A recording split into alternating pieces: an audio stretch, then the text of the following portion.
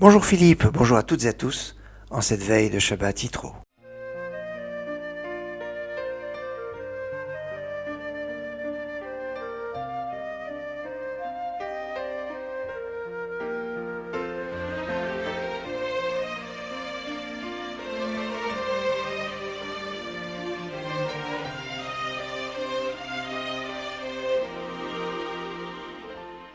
Et oui, ce Shabbat est un Shabbat assez puissant et important, puisque nous allons lire la 17e paracha de la Torah, la paracha du don de la Torah, la paracha où il y a les 10 commandements. C'est pas la seule, il y a aussi une autre paracha dans le livre de Devarim, dans le Deutéronome, la paracha Vaïtranan, où il y a la deuxième version des 10 commandements, parce qu'il y a deux versions.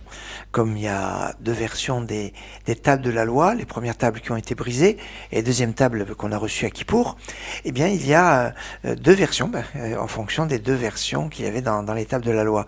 Et ce Shabbat, c'est cette première version, Parashat Yitro, le nom de cet homme qui était prêtre de Midian, un prêtre, oui, et qui était le beau-père de Moshe, Cohen Midian, Choten Moshe.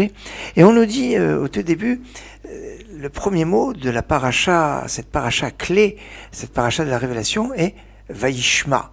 Vaishma Yitro. Yitro a entendu tout ce qui s'était passé. Alors, Rashi va rentrer dans un peu plus de détails.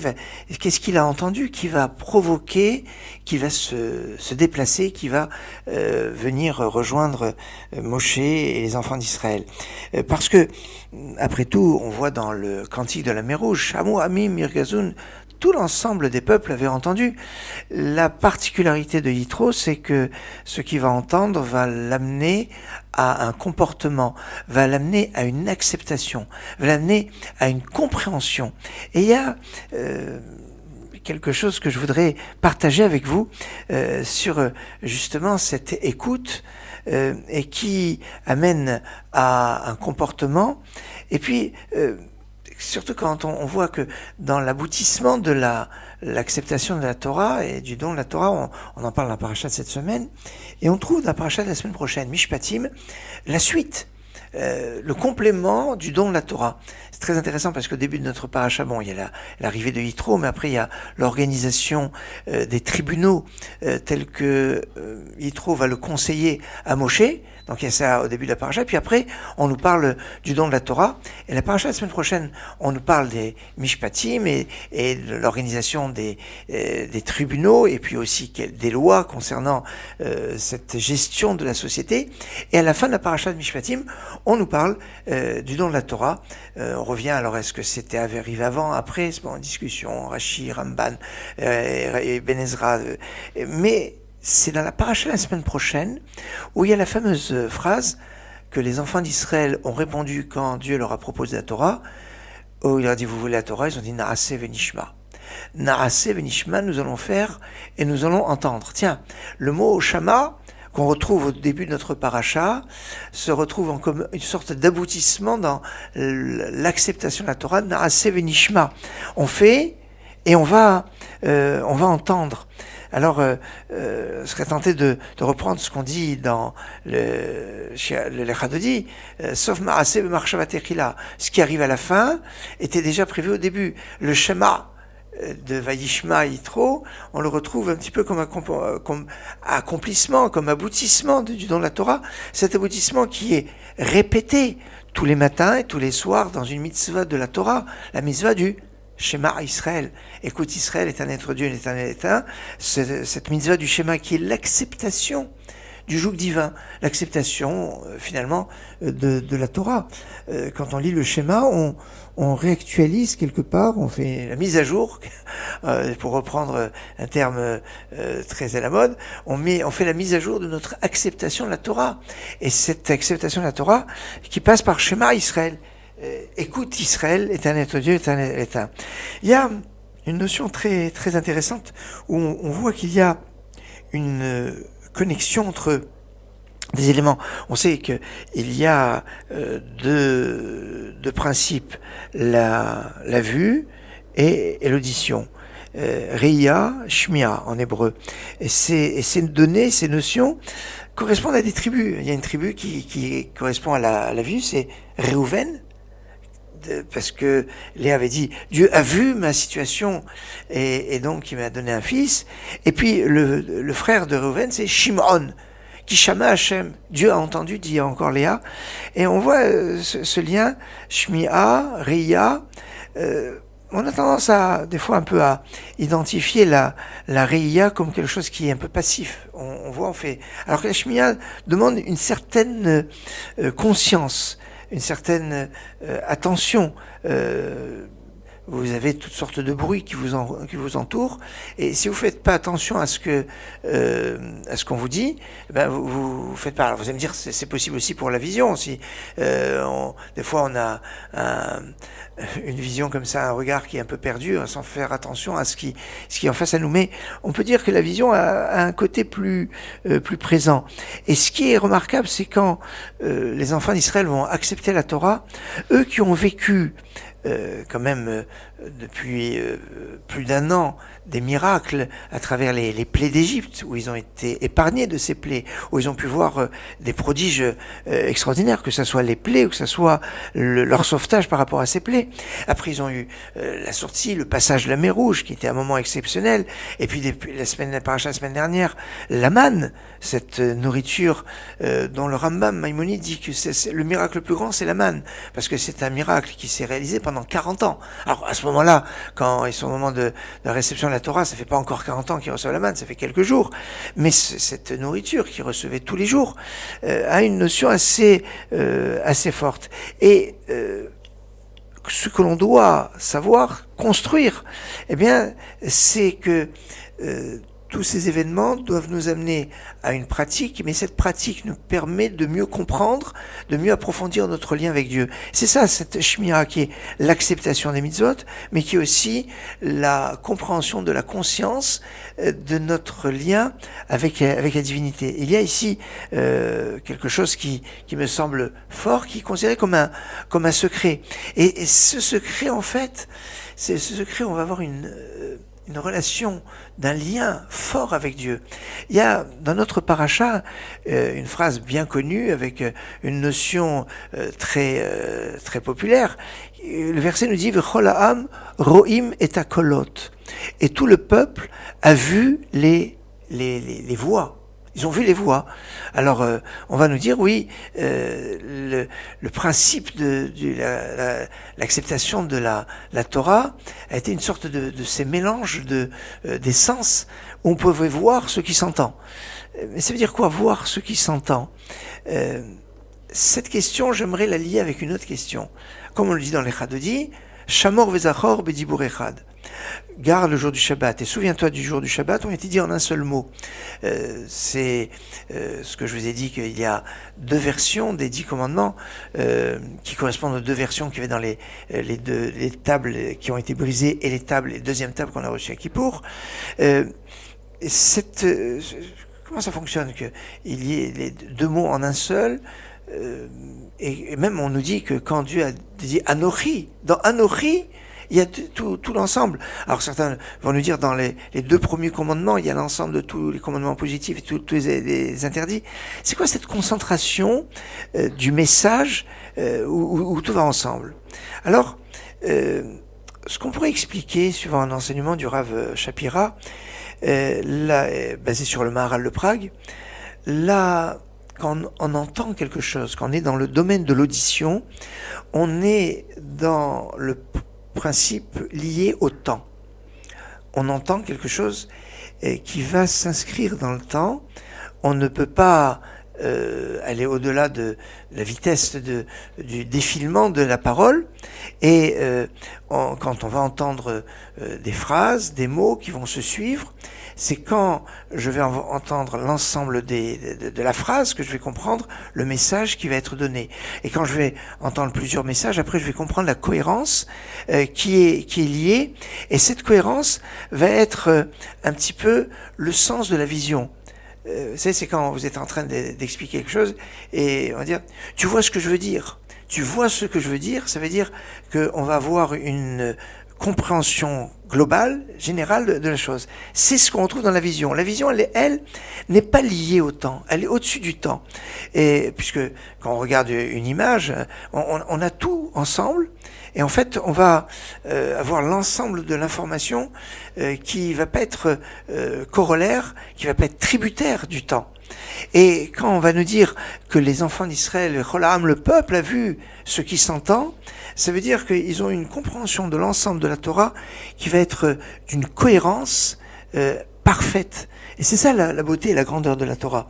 Et c'est ça ce que l'on doit comprendre quand on parle de la réception de la Torah, c'est de se rendre compte de cette cohérence extraordinaire de toute la Torah, où un enseignement peut être pauvre à un endroit et riche dans un autre, et que ce qui est riche dans un autre endroit permet d'éclairer, d'interpréter, d'enrichir l'endroit qui est pauvre, et ainsi de suite. Il y a ces liens, ces connexions qui sont en fait la connexion de la révélation.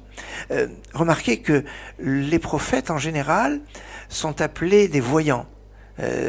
De José.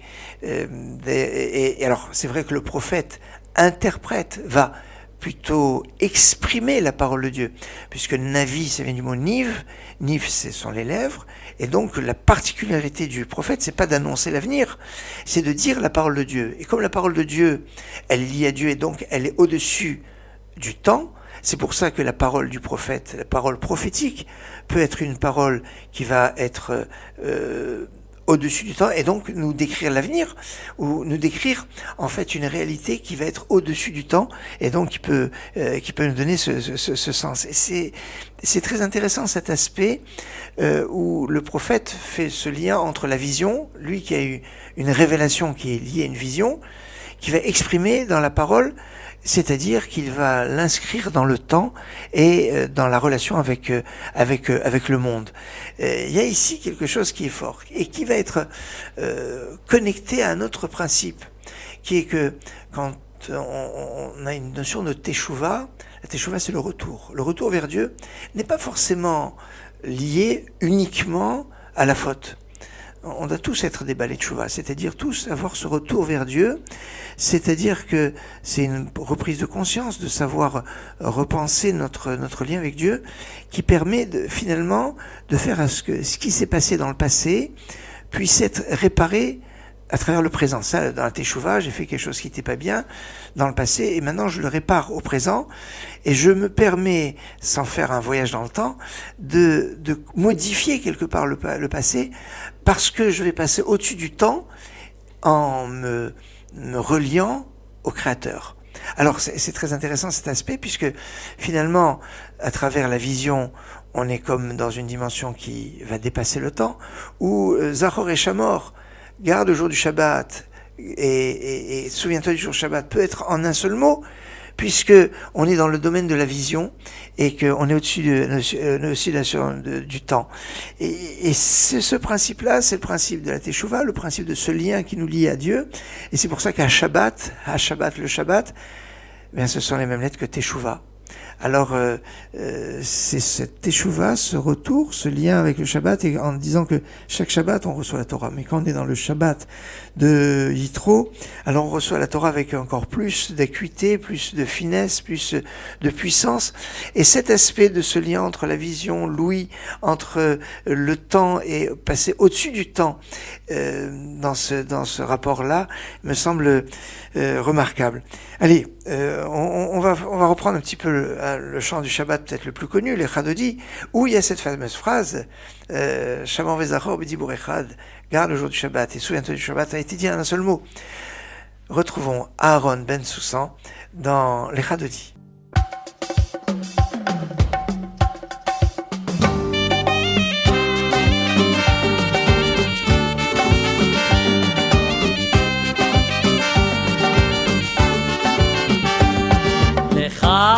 דודי לקראת כלה פני שבת נקבלה לך דודי לקראת כלה פני שבת נקבלה שמור וזכור בדיבור אחד ישמיענו כלמה יוחד השם אחד ושמו אחד לשמול תפארת ולי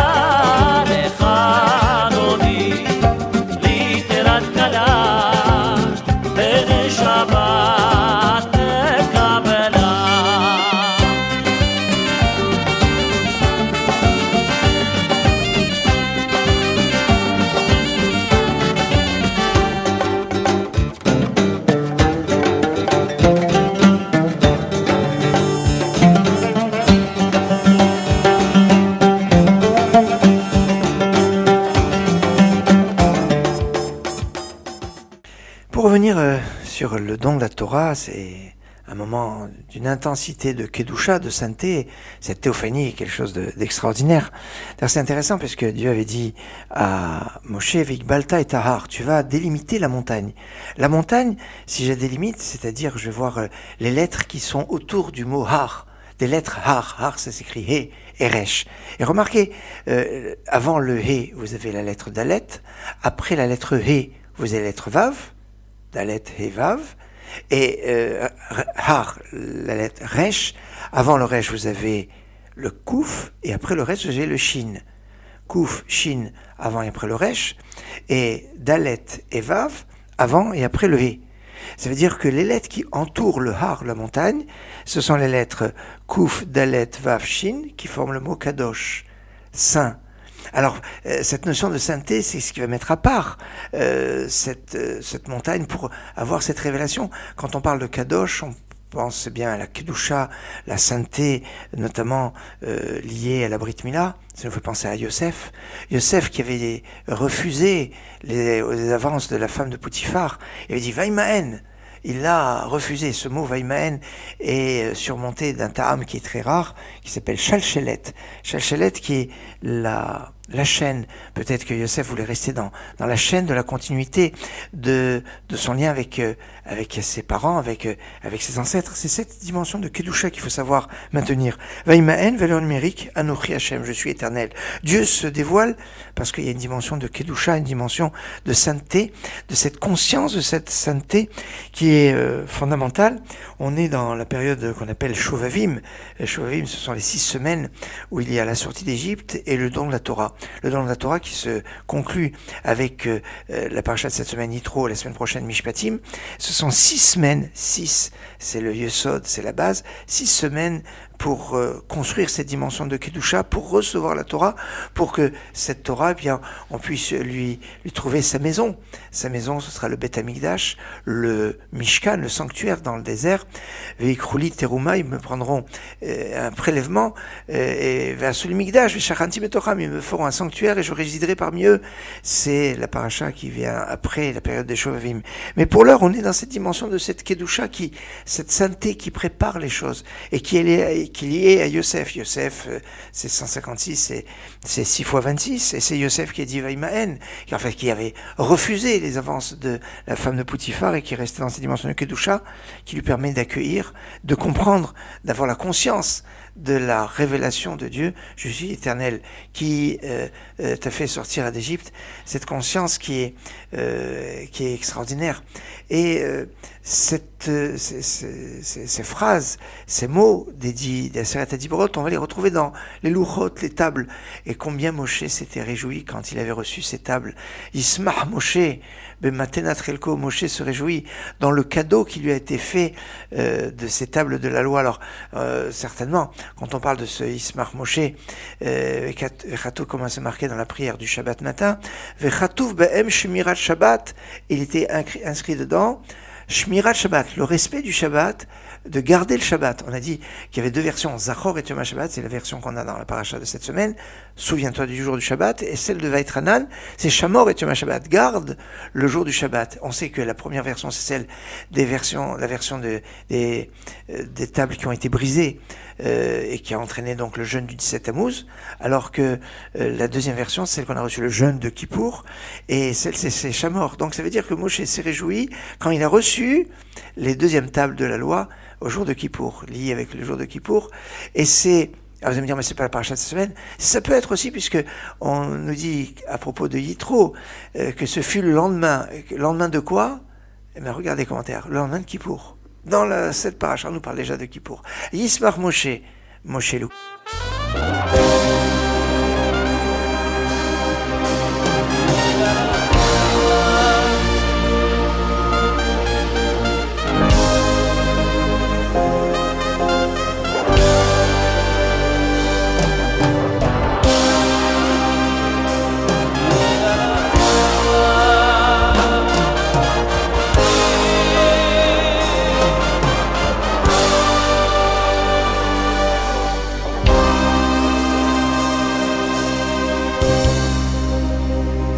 Yeis